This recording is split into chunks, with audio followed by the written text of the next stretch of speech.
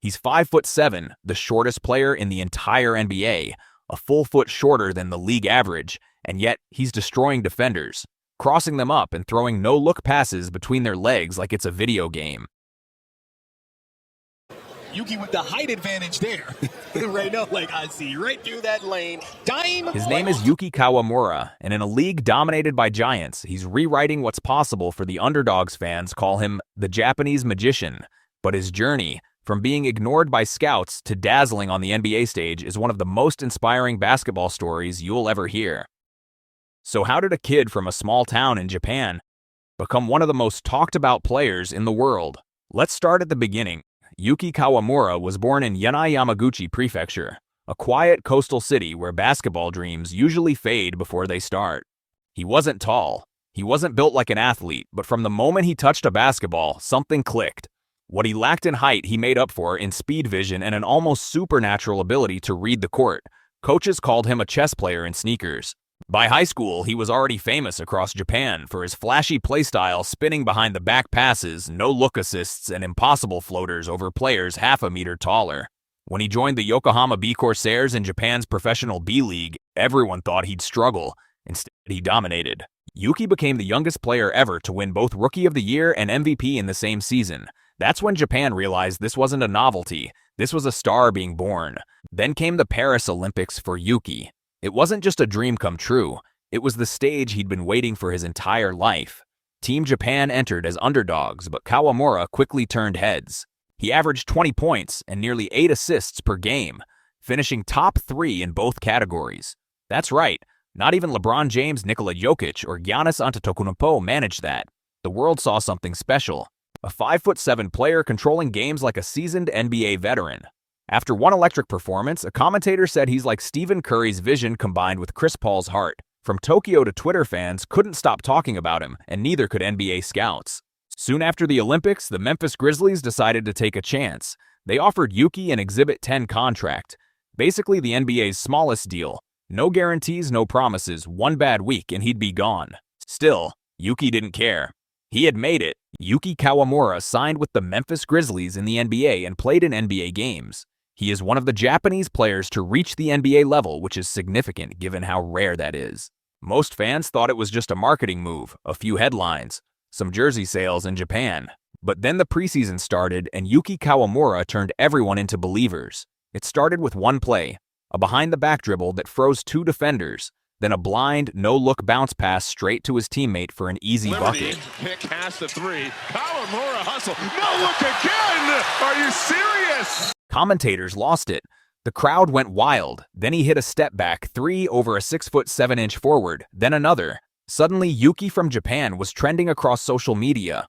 Fans couldn't get enough of his chemistry with superstar Ja Morant, who even pulled him into team celebrations and dances. Within days, the Grizzlies upgraded him to a 1-year contract.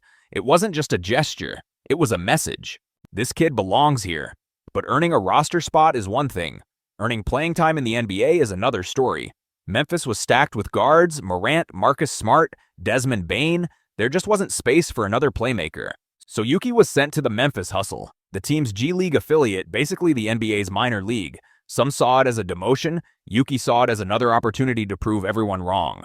And he did. In just a few games, he was averaging 13 points and 10 assists, almost a double-double every night.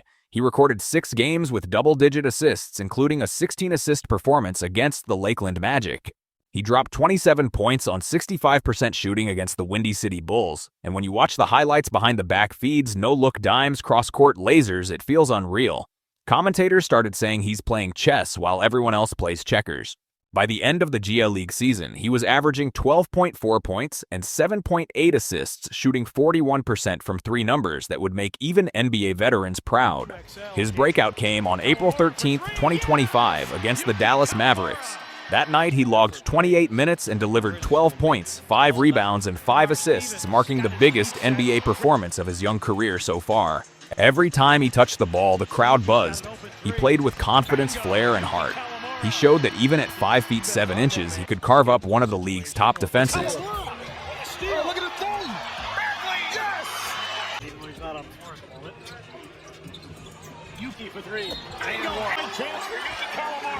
But basketball is a business, a brutal one. When Memphis fired their coach and changed systems, Yuki was suddenly left out of the plan. By season's end, he was released. It looked like the dream was over, but Yuki Kawamura doesn't do quit. He does comebacks. The Chicago Bulls decided to give him another shot this time in the NBA Summer League. No guarantees, no contract, just an invitation. But that's all Yuki needed against the Utah Jazz. He erupted for 20 points and 10 assists. Against the Pacers, 15 points and another double-double. But stats don't tell the full story. You have to see what he did.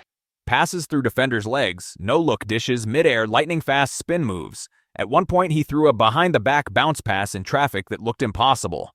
The crowd gasped. Commentators yelled his name. Social media exploded again.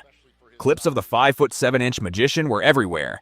The Bulls signed him on the spot to a two-way contract, allowing him to split time between the NBA and G League. It was official. Yuki Kawamura was back in the NBA. Then came the heartbreak. During preseason, Yuki began feeling pain in his lower leg. At first, everyone thought it was just fatigue, but tests revealed a medical condition, one serious enough to sideline him indefinitely. The Bulls had to make a painful decision. They waived him. However, they didn't send him home. According to reports, he stayed in Chicago to continue his treatment after being waived. That doesn't happen for every two-way guy. It showed how much the organization and the fans believed in him. Even while injured, his highlight reels kept circulating. Kids in Japan and Chicago wore his jersey, and hashtag #BelieveInYuki trended again. There's something about Yuki that numbers can't capture. He's not just a player, he's entertainment. Every pass, every drive, every play feels like magic. It's the creativity, the flair, the joy. Coaches talk about analytics, shooting percentages, efficiency ratings. But what Yuki brings is energy. He turns silence into electricity. When a team's offense goes cold, you throw Yuki in, and the whole arena wakes up, as one fan wrote online.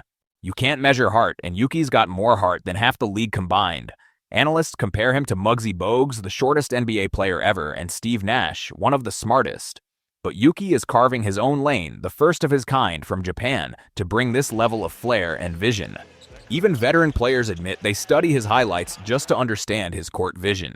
He's not just representing Japan, he's inspiring every kid who was told they were too small, too weak, or too late.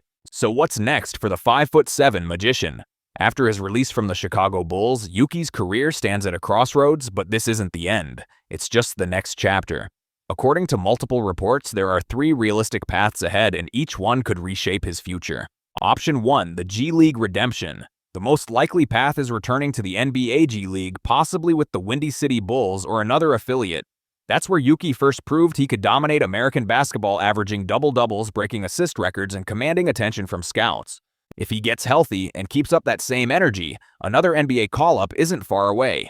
Teams like Memphis, San Antonio, or Utah, known for developing young guards, might come calling again, because playmakers like Yuki, who can electrify an arena in seconds, never stay unsigned for long.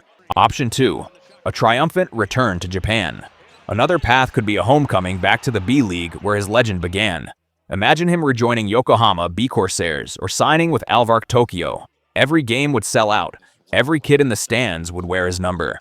Japan is living through a golden era of basketball with stars like Rui Hachimura and Keisei Tominaga inspiring millions. If Yuki returns home, he'd complete that story, the hometown hero who conquered the NBA and came back to lift his country's game to new heights. Option 3, another NBA shot. And then there's the dream scenario. Another NBA chance. When his medical clearance comes, analysts believe Kawamura could be one of the most exciting low-risk, high-reward free agents available. Picture him running the floor for a team like Sacramento or Indiana, fast offenses built for creative guards. A player who can see passes others can't. If history tells us anything, it's that Yuki Kawamura doesn't wait for opportunity, he creates it. Right now, Yuki is recovering, training quietly, and staying patient.